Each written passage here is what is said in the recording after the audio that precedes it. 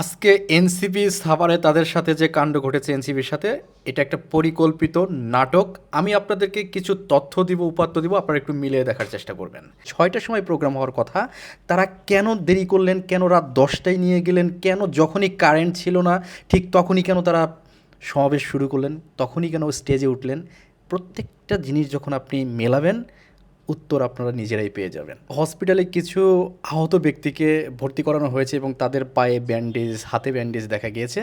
বিশেষ করে যে ঘটনা ঘটেছে সেখানে কিন্তু কোনো ধরনের ওই ধরনের কোনো ঘটনা ঘটেনি। এখানে দৌড়াদৌড়ি করতে গিয়ে অনেকেই চেয়ারের সাথে লেগে বা পড়ে গিয়ে আহত হয়েছে। এটা কিন্তু মাইন্ডে এটা মনে রাখতে হবে। আপনারা হয়তো বা মনে করতে পারেন কটকেল বিস্ফোরণের ফলে ঘটনাটি ঘটেছে। এটা সম্পূর্ণ একটা সাজানো একটা নাটকের মতো।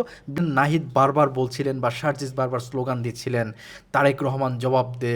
এখানে আমাদের স্বরাষ্ট্রমন্ত্রী কথা বলছিলেন। আমার কথা হলো ভাই, সেখানে আপনারা যে দাবি করলেন যে এখানে ককটেল বা বোমা বিস্ফোরণ করা হয়েছে, আমরা ভিডিওতে যেটা এখানে লক্ষ্য করলাম যে বালুর মধ্যে যে সেখানে বিস্ফোরণটা হয়েছে, সামান্য কিছু বালু সেখানে আমরা উঠতে দেখেছি। ককটেলের কি পরিমাণ আওয়াজ হতে পারে, একটা বোমার কি পরিমাণ বিস্ফোরণ ঘটতে পারে, সেই ধরনের কিন্তু আলামত সেখানে দেখা যায় নাই।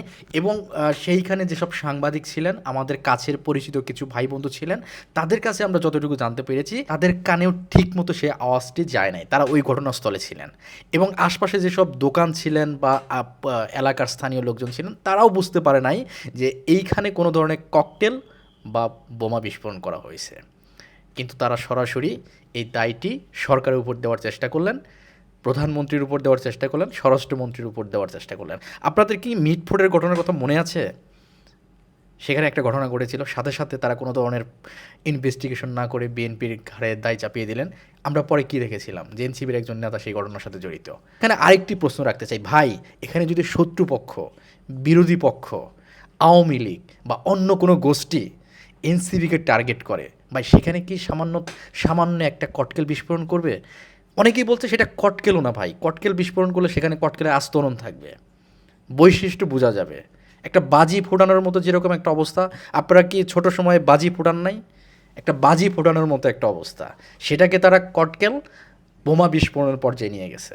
ঘটনার পরপরই তারা এখানে মিছিল করেছে, এখানে তারেক রহমানের উপরে দোষ চাপানোর চেষ্টা করেছে। সব কিছু মিলিয়ে আমার কেমন যেন মনে হচ্ছে, এটা একটা কেমিস্ট্রি মনে হচ্ছে যে এটা নিজেদেরই কোনো মেডিকুলাস ডিজাইন কিনা। যেহেতু মেডিকুলাস ডিজাইনের সাথে এনসিপির বিশাল বড় সম্পর্ক আছে, আপনারা জানেন।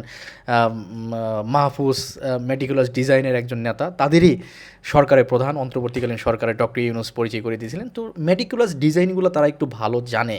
তো সেই জায়গা থেকে এটা একটা পরিকল্পনার অংশ বলে আমরা মনে করি।